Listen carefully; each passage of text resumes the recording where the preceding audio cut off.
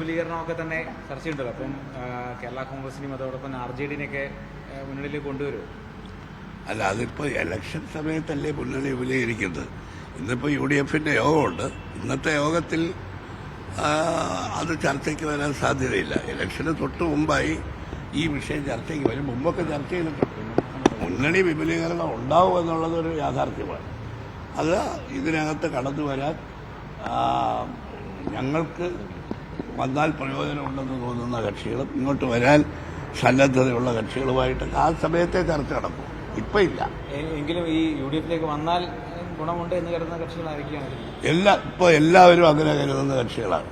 കാരണം കഴിഞ്ഞ നിലമ്പൂർ തെരഞ്ഞെടുപ്പ് കൂടി കഴിഞ്ഞപ്പോൾ എല്ലാ ഉപതെരഞ്ഞെടുപ്പുകളിലും വൻപിച്ച വിജയം നേടിയ UDF ഈ ഉപതെരഞ്ഞെടുപ്പിൽ നിലമ്പൂരിൽ വളരെ ശക്തമായ മത്സരം നടന്നതിൽ കൂടി ജയിച്ചു വന്നപ്പോൾ തീർച്ചയായിട്ടും ജനങ്ങൾക്ക് ഇടയിലുള്ള ഒരു വികാരം എല്ലാ കക്ഷികൾക്കും അറിയാമല്ലോ. ആ വികാരത്തിന്റെ അടിസ്ഥാനത്തിൽ ഞങ്ങൾ അതിന്റെ സമയമാകുമ്പോൾ ഞങ്ങളുടെ ചർച്ചയ്ക്ക് മുൻകൈ എടുത്താൽ അവരൊക്കെ ചർച്ച ചെയ്യാൻ തയ്യാറാവും എന്ന പ്രതീക്ഷയാണ് എനിക്കുള്ളത്.